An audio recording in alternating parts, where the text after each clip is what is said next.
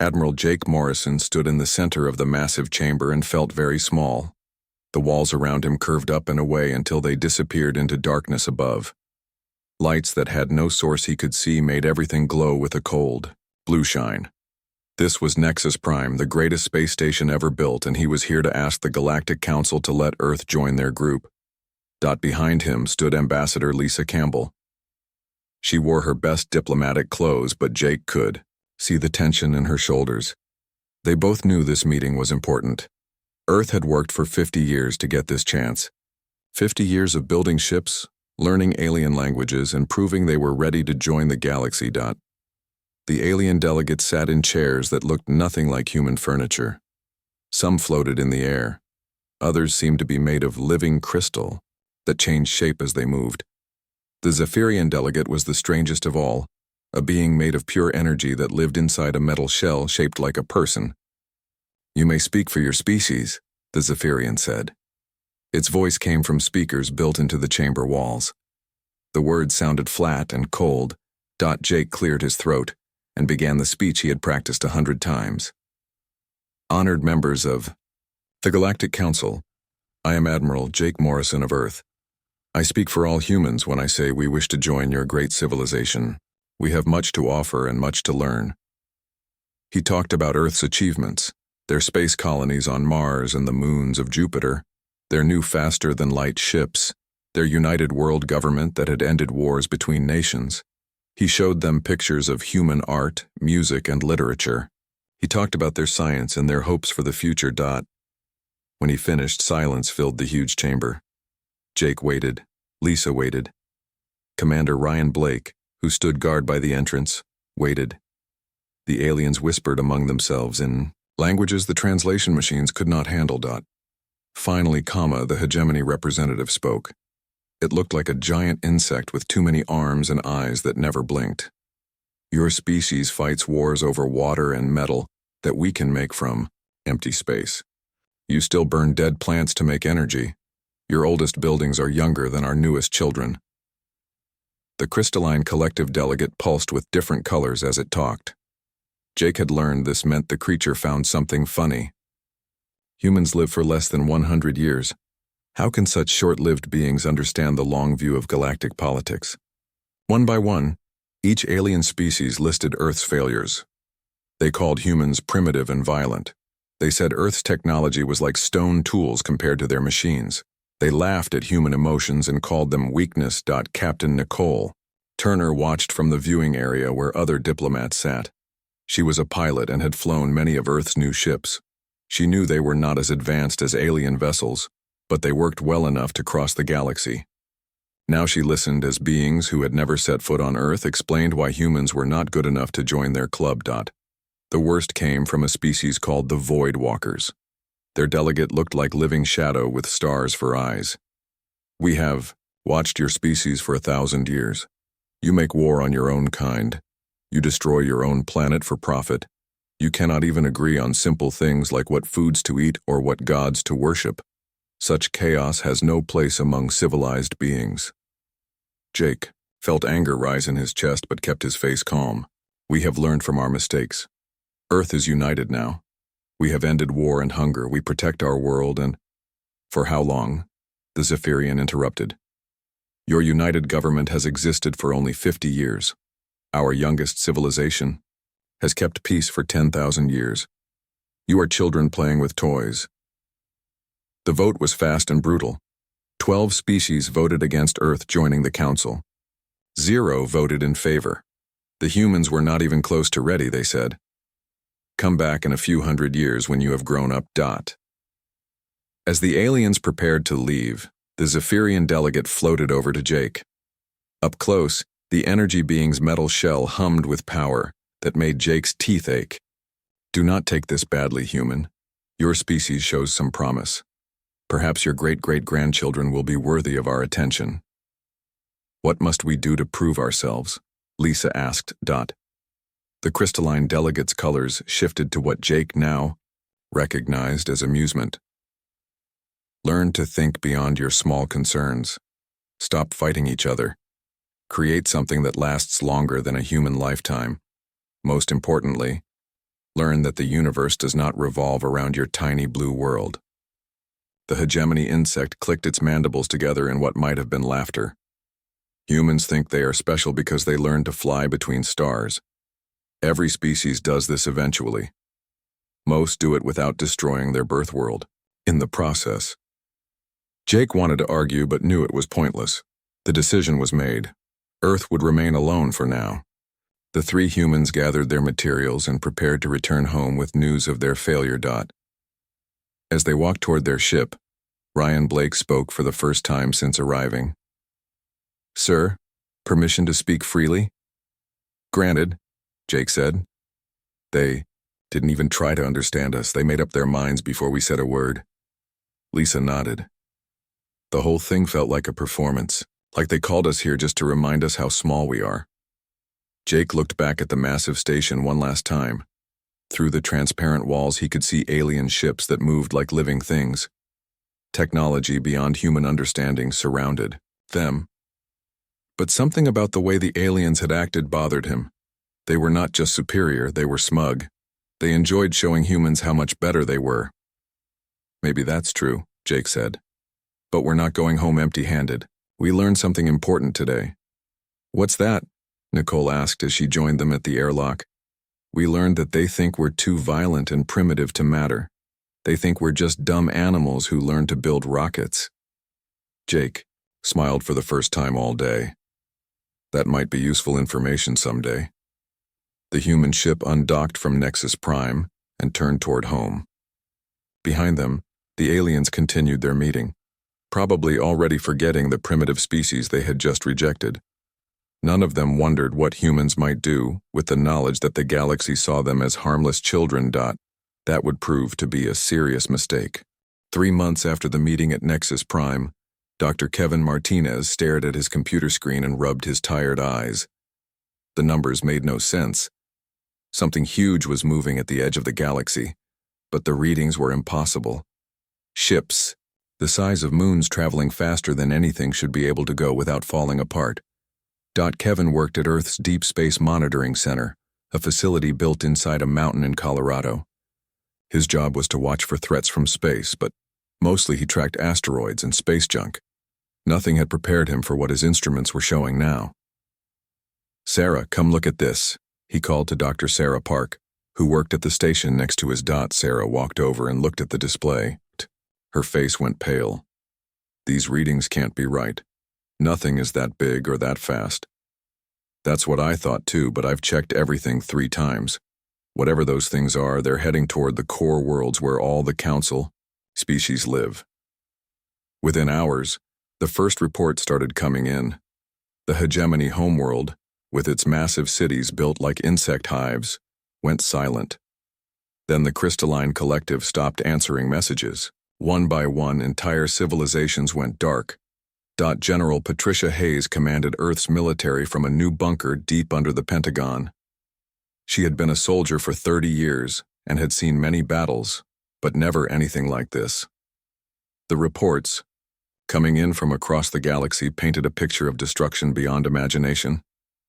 The hegemony had the strongest military in known space, her aide Colonel Frank Morris told her.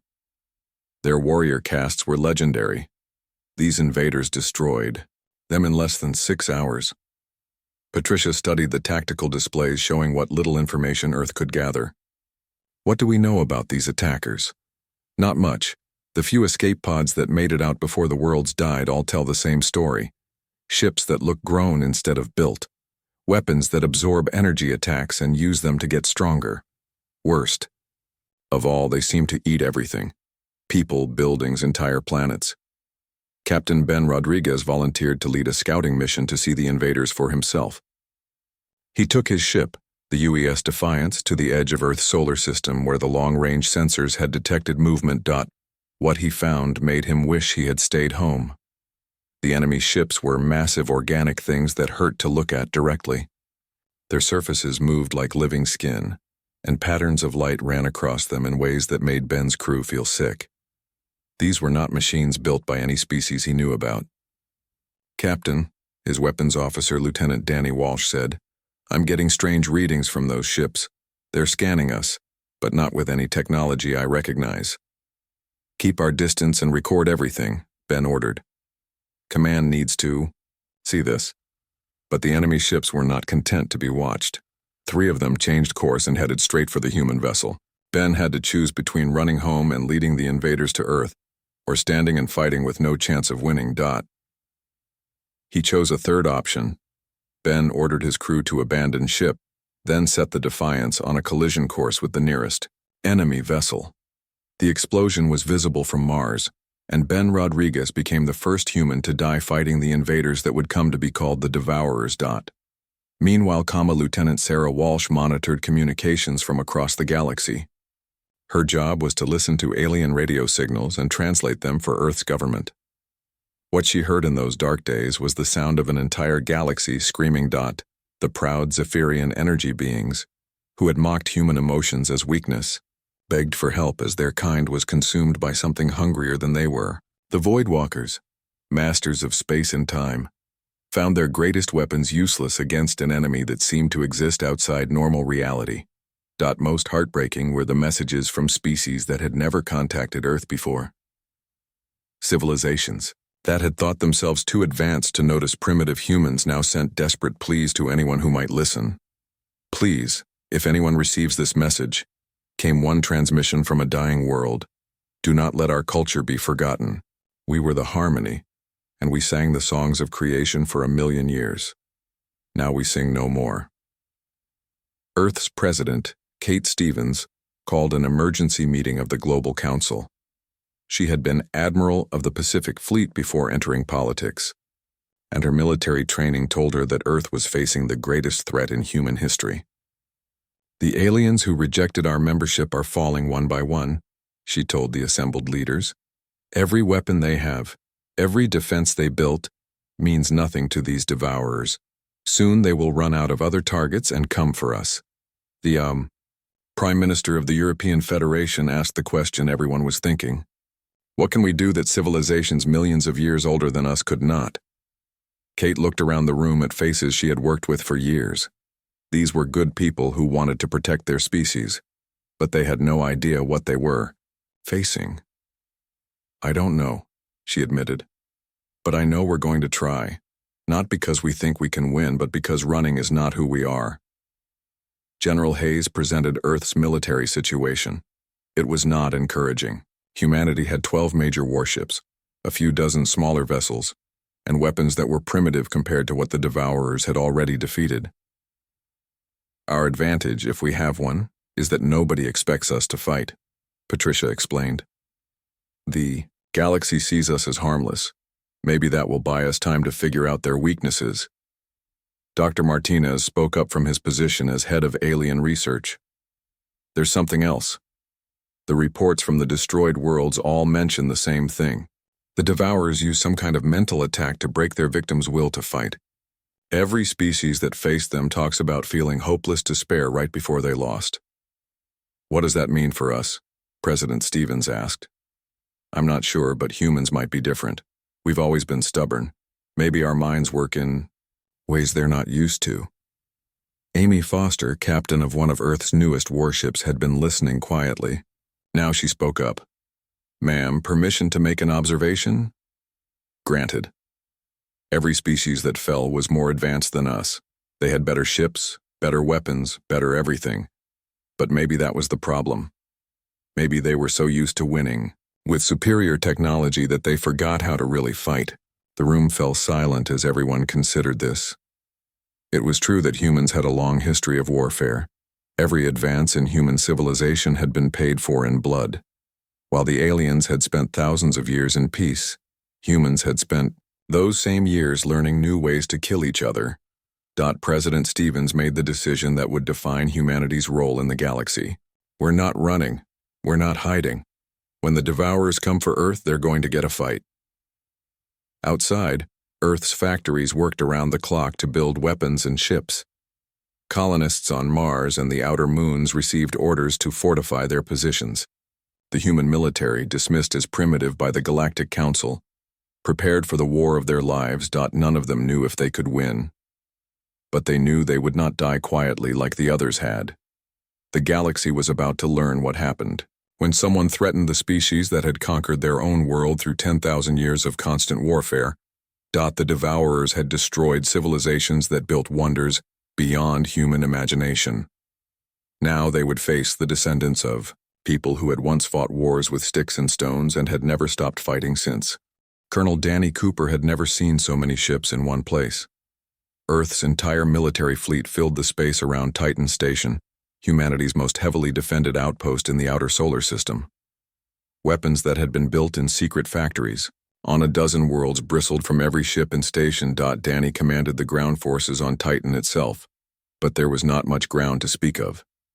The moon had been hollowed out and turned into a fortress. Miles of tunnels connected weapons batteries, living quarters, and supply depots. If the Devourers wanted Titan, they would have to dig humans out one room at a time. Captain Amy Foster stood on the bridge of the UES Retribution and watched the defense preparations. Her ship was one of Earth's newest and biggest, but it still looked crude compared to the elegant alien vessels she had seen at Nexus Prime. Where alien ships were smooth and graceful, human ships were boxes covered in armor and weapons. "Captain," her navigation officer reported, "long-range sensors show movement at the edge of the system. It's them." Amy felt her heart start beating faster. After months of preparation, the moment had finally come. "All stations, this is Captain Foster. The enemy has arrived. Remember your training and trust your crewmates. Let's show these things what humans are made of." Commander Tony Mitchell had spent weeks turning Titan Station into a death trap. Every corridor had been wired with explosives. Every room had firing positions for his Marines. The hangar bays were filled with small ships ready to launch surprise attacks. If this was going to be humanity's last stand, Tony planned to make it memorable. The Devourer fleet approached slowly, as if they had all the time in the world. Their organic ships moved like sea creatures swimming through space, with surfaces that rippled and changed as they got closer. There were 12 of them, each one larger than anything humans had ever built. Lieutenant Rachel Kim launched her fighter squadron from the Retribution's hangar bay. She had been a pilot for 5 years, but had never faced anything like this. Her small ship felt fragile compared to the massive alien vessels approaching them. "Squadron leaders, this is Kim. Stay in formation and wait for my signal. Don't engage until we know what we're dealing with." The first surprise came when the Devourer ships tried to communicate. Instead of using radio or laser signals, they sent waves of pure thought directly into human minds. Every person in the system suddenly heard a voice that spoke without words. "Small creatures of the third world, you will submit to consumption. Resistance causes only pain. Accept your fate and join the unity of flesh." Dr. Lisa Morgan monitored the alien transmission from her laboratory on Earth. She was a specialist in alien psychology, and what she was seeing made no sense. The Devourers are trying to control human minds directly, but it's not working the way they expect. Other species had described this attack as overwhelming and irresistible. When the Devourers spoke into alien minds, their victims lost the will to fight and simply waited to die. But humans were different. "Their thoughts are too organized," Lisa explained to General Hayes over the communication link. "They expect minds that work in neat logical patterns. Human thoughts are chaotic. When they try to dominate us, they just get confused." On Titan Station, Tony Mitchell felt the alien pressure against his mind like a weight trying to crush his thoughts. But instead of breaking him, it made him angry. "Is that the best you can do?" he shouted at the ceiling. "My drill sergeant was scarier than you." The mental attack failed completely. Instead of surrendering, the humans responded with rage and determination. The Devourers had never encountered anything like it. Amy Foster gave the order to attack, and the space around Titan exploded into violence. Human ships opened fire with weapons the aliens had never seen before. Simple kinetic slugs fired at incredible speed. While alien civilizations had developed complex energy weapons, humans had perfected the art of throwing things very hard and very fast. The Devourer ship's adaptive armor could absorb and redirect energy attacks. They had evolved to feed on the advanced weapons of galactic civilization. But they had never faced a simple piece of metal traveling at 10% of light speed. The first railgun slug punched through the lead Devourer ship like it was made of paper. Green fluid sprayed into space as the organic vessel shuddered and began to die. The other Devourers reacted with what might have been surprise, if such creatures could feel surprise. Rachel Kim led her fighters in a strafing run against the nearest enemy ship. Her squadron fired missiles that were nothing more than nuclear warheads with guidance systems attached. Simple, crude, and devastating against creatures that had learned to expect sophisticated weapons. "Direct hit," she called over the radio. "Their armor can't absorb nuclear fire. It's just too much raw energy at once." The battle became a lesson in the difference between advanced technology and effective technology. The Devourers had weapons that could reshape matter and bend space, but they relied on their mental dominance to make their enemies helpless before using them. Against humans who refused to be dominated, their advantages meant much less. Tony Mitchell watched from his command center as Devourer landing craft approached Titan's surface. The organic shuttles looked like giant insects made of metal and flesh. His Marines were ready for them. "Wait until they're in the tunnels," he ordered. "Let them think they've won, then spring every trap at once." The aliens had conquered a dozen species by doing exactly this, landing on defended worlds and consuming them from the inside. Every other time, their mental attacks had made resistance crumble. But when they entered Titan's tunnels, they found humans who were not only unafraid, but actually seemed to enjoy fighting. Private Jenny Martinez had been a boxer before joining the military. When a Devourer warrior tried to grab her with tentacles that could dissolve steel, she punched it in what she hoped was its face and activated the explosives built into her armor. She died in the explosion, but took 3 of the enemy with her. Sergeant Mike Johnson led his squad through the maintenance tunnels, hitting the invaders from behind and disappearing before they could respond. It was not sophisticated warfare, but it worked. The Devourers were used to facing organized resistance from civilized species. They had no idea how to handle guerrilla tactics. Above Titan, the space battle continued. Human ships took terrible damage from Devourer weapons, but they kept fighting. Captain Amy Foster watched her beautiful ship get torn apart around her, but never gave the order to retreat. "Engineering, I need everything you can give me," she called over the ship's communication system. "Captain, we're losing power on all decks," came the reply. "The hull is breached in 17 places and the weapons systems are failing." Amy looked at the tactical display. 3 Devourer ships were still active, and human losses were mounting. But something had changed. For the first time since their rampage began, the ancient predators were taking serious damage. Ships that had seemed invincible were leaking atmosphere and drifting dead in space. "All ships, this is Foster. We're hurt, but we're not beaten. These things can die, and we're going to kill them all." The final phase of the battle began when Commander Mitchell detonated the nuclear charges he had placed throughout Titan's core. The explosion tore the moon apart, but it also destroyed the Devourer ground forces and damaged 2 of their remaining ships. Rachel Kim, now leading the survivors of 3 fighter squadrons, made the final attack. Her small force dove straight toward the last undamaged Devourer ship, firing everything they had. Most of her fighters were destroyed before they reached their target, but Rachel's missile found its mark. The explosion lit up Saturn's rings like a new sun. When the light faded, the Devourer fleet was gone. Broken pieces of organic ships drifted through space, no longer the terrifying predators that had consumed entire civilizations. Amy Foster sat in her damaged command chair and tried to believe what had happened. Humanity had won. The species that every alien civilization feared had been defeated by the primitives that the Galactic Council had rejected. Dr. Morgan's voice came over the communication system from Earth. "Captain, you need to know something. We're receiving transmissions from across the galaxy.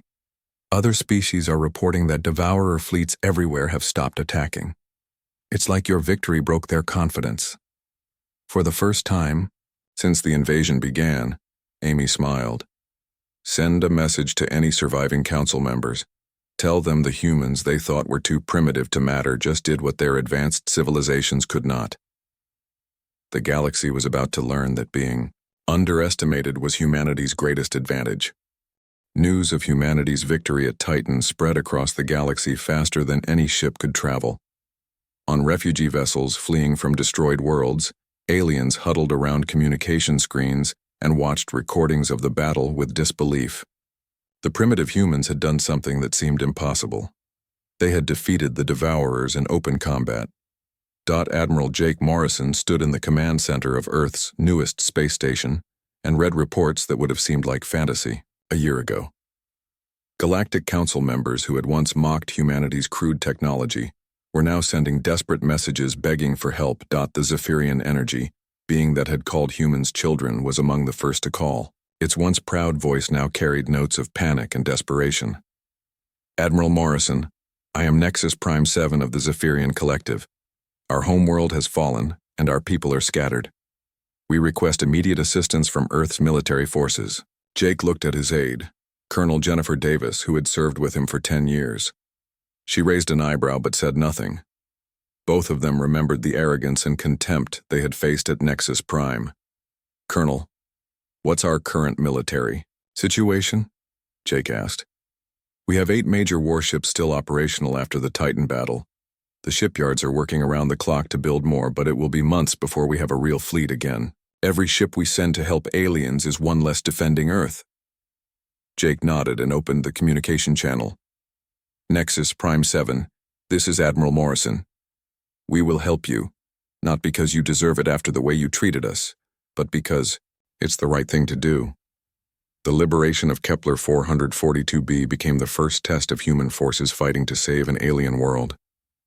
Captain Ryan Blake commanded the assault fleet, 12 human ships carrying weapons and tactics that no galactic military manual had ever considered. The planet had been one of the Crystalline Collective's most beautiful worlds, where geometric cities of living crystal had grown for thousands of years. Now it was a devourer feeding ground, where organic ships sucked the life from everything they touched.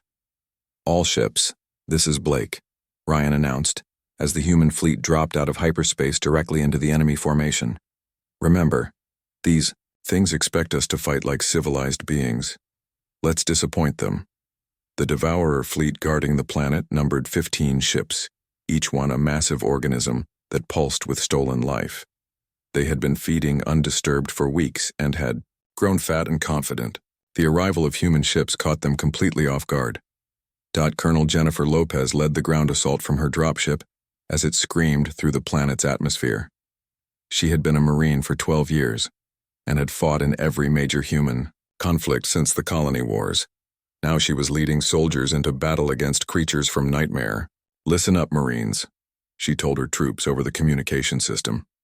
These things ate an entire civilization. They think they're the toughest predators in the galaxy.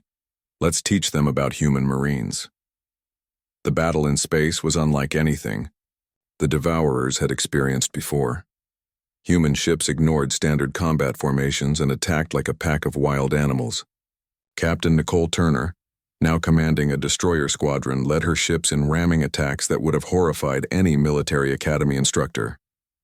Turner to all ships, we're going to ram the big one in the center, full power to forward shields, and prepare for impact. Her ship, the UES Fury, slammed into the Devourer vessel at maximum speed.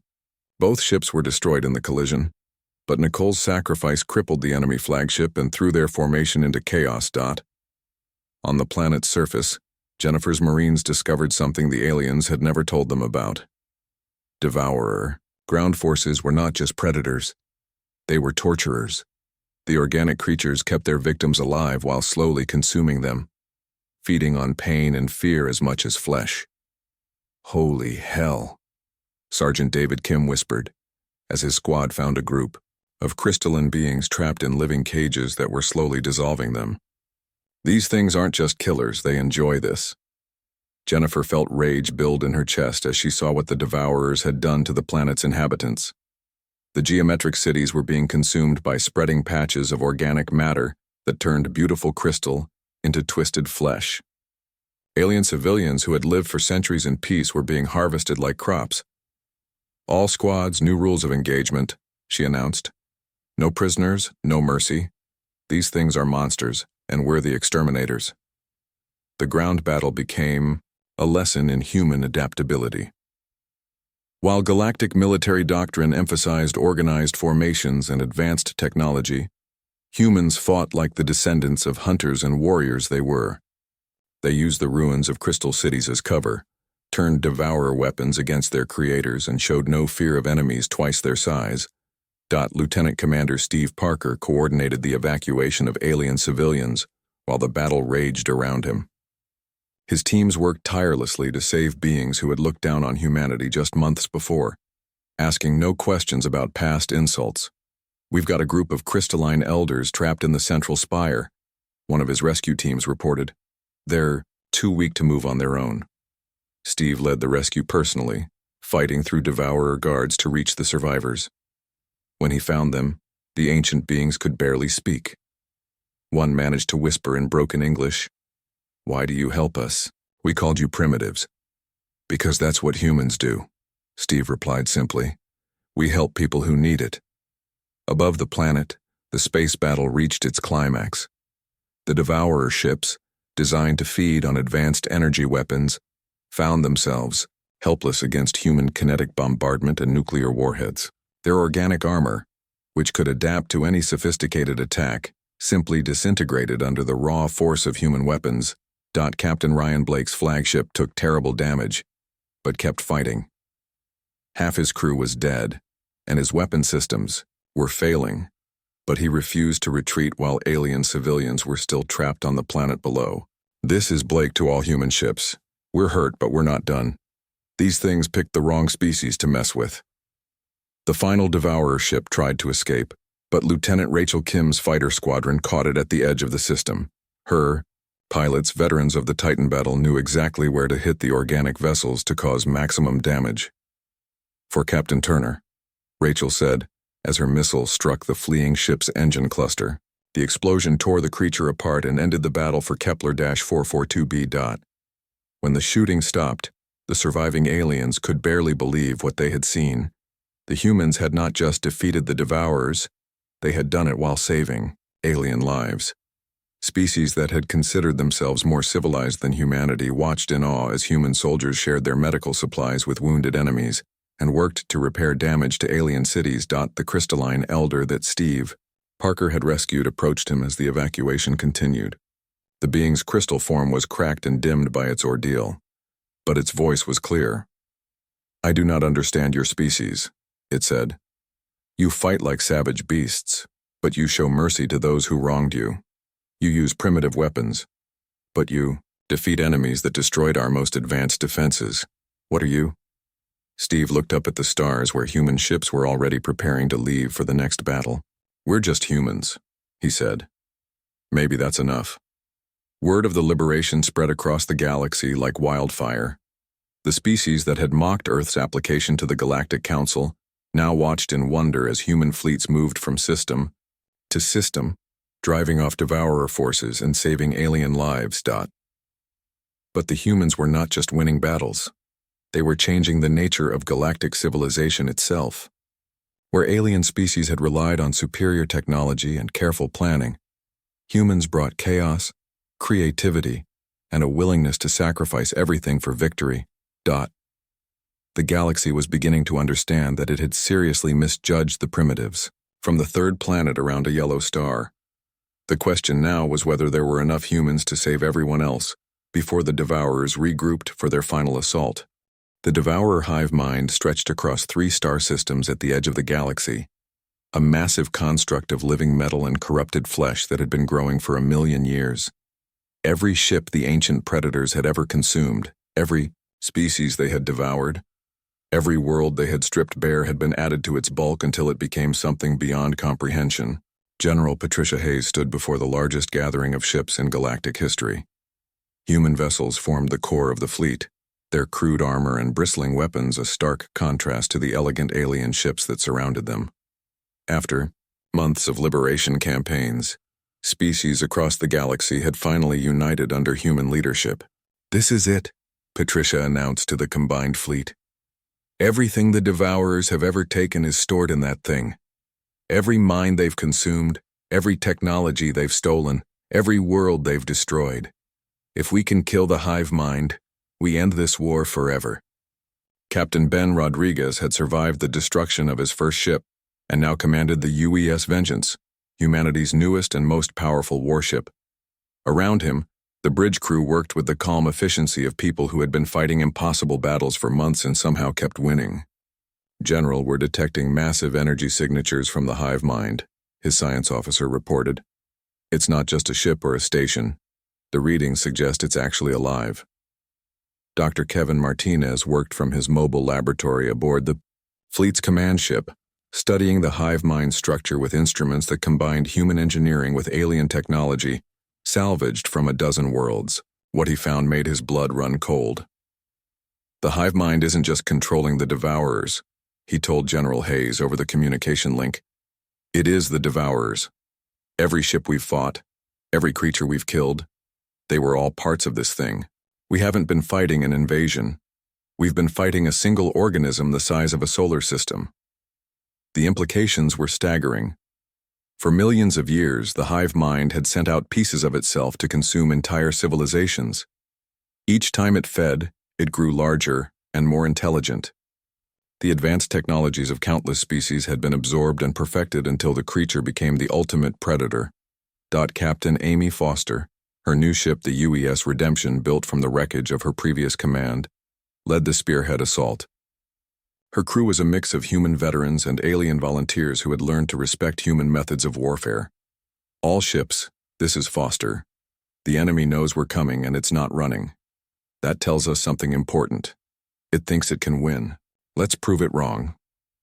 The hive mind's defenses were unlike anything the combined fleet had faced before. Weapons that bent space and time, energy beams that could unmake matter at the quantum level, and swarms of fighter craft that moved like living things because they were living things. But the creature had made the same mistake as every other enemy humanity had faced. It underestimated the chaos and unpredictability of human tactics. The hive mind had absorbed the knowledge of 1,000 species, but all of them had been civilized. None of them had been human.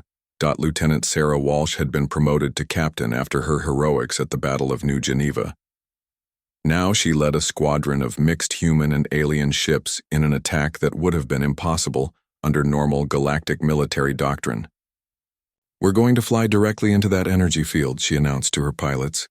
"I know it looks like certain death, but our shields can handle it for about 30 seconds. That's enough time to get inside their defensive perimeter." The hive mind tried its most powerful mental attack, reaching out with the psychic force of every mind it had ever consumed.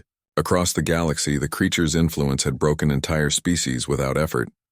But when it touched human consciousness, it encountered something it could not understand or control. Dr. Lisa Morgan monitored the psychic assault from Earth's command center. "The hive mind is trying to dominate our people, but human minds are too chaotic. Our thoughts don't follow the patterns it expects. Instead of breaking us, the attack is actually making our crews more determined." On the bridge of the Vengeance, Ben Rodriguez felt the alien presence trying to crush his will. But instead of despair, he felt anger. "Is that supposed to scare me?" he shouted. "I've seen what you do to innocent people. You want to get inside my head? Come on then, let's see how you handle a lifetime of human stubbornness." The space battle raged across 3 star systems as human ships punched through defensive lines that had never been breached. Captain Nicole Turner, commanding a rebuilt destroyer squadron, used ramming attacks and point-blank nuclear strikes to clear paths for the larger ships. But the real breakthrough came when Dr. Martinez made a crucial discovery about the hive mind structure. "It's too perfect," he announced. "The creature has spent so long absorbing advanced technology that it's become predictable. It thinks in logical patterns now. That's its weakness." General Hayes understood immediately. "All ships, new tactical protocol. Stop using coordinated attacks. I want every captain to act independently. Be as random and chaotic as possible. Don't give this thing a pattern it can predict." The change in human tactics confused the hive mind completely. For millions of years, it had faced organized military formations that followed logical strategies. Now it was fighting an enemy that seemed to make decisions at random, using weapons in ways they were never designed for. and treating impossible odds as mere inconvenience. Captain Amy Foster made the decision that would end the war. Her ship was heavily damaged and her crew was down to half strength, but she saw an opening in the hive mind's defenses. Without asking permission or coordinating with other ships, she turned the Redemption toward the creature's core. "This is Foster to all ships. I'm making a final run. If this works, remember us. If it doesn't, make sure someone finishes what we started." The Redemption dove into the heart of the hive mind, its human-built armor absorbing damage that would have destroyed any other ship. Amy's crew worked like a machine, but fought with the passion of people defending their homes and their species. Lieutenant Commander Steve Parker, now serving as Amy's tactical officer, armed the special weapon they had built for this mission.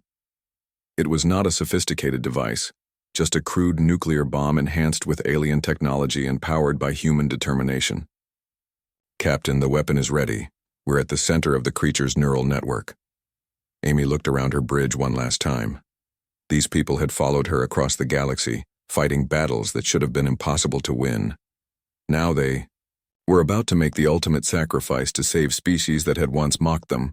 "For Earth," she said simply, and triggered the device. The explosion tore through the hive mind's consciousness like fire through paper. The ancient creature, which had survived for millions of years by absorbing and perfecting everything it encountered, could not process this simple, violent solution. It had evolved beyond the crude weapons of primitive species, but that evolution had become its doom. The death scream of the hive mind echoed across the galaxy as the massive construct began to collapse. Ships that had been part of the creature for millennia suddenly went dark. Devourer fleets attacking distant worlds simply stopped moving. The nightmare that had consumed countless civilizations died not from advanced technology, but from the same atomic fire that humanity had first harnessed on Earth centuries ago. 6 months later, representatives from across the galaxy gathered on Liberty Station, Earth's newest orbital facility.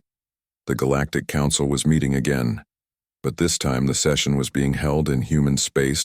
Admiral Jake Morrison, now commanding the combined Galactic Defense Force, looked out at an assembly very different from the one that had rejected Earth's membership. The same alien species were present, but their attitude had changed completely. The Zephyrian delegate, no longer the arrogant energy being that had mocked human primitiveness, spoke first. "Admiral Morrison, on behalf of my people and all members of this assembly, I formally apologize for our treatment of humanity. We mistook your adaptability for chaos, your passion for weakness." Jake nodded, but his expression remained serious. "Apologies are easy to give and easy to forget. What matters now is what we do next." Captain Nicole Turner, now serving as Earth's Chief Military Liaison, presented the new Galactic Defense Doctrine. It was based on human military principles, flexibility, creativity, and the willingness to make hard choices when necessary. "The old way of thinking nearly got us all killed," she explained to the assembled delegates. "You thought being civilized meant being predictable. You thought advanced technology could replace the will to fight. The Devourers proved you wrong."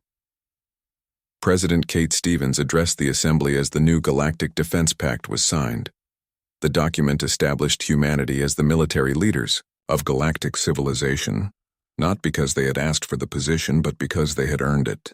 "We didn't want this war," Kate said. "We didn't ask to be the ones who had to save the galaxy. But when the time came, we did what needed to be done. Not for glory or conquest, but because it was right." The Crystalline Collective representative, its form now showing cracks that would never fully heal, pulsed with colors that indicated deep respect. "We called you primitives, but we were the primitive ones.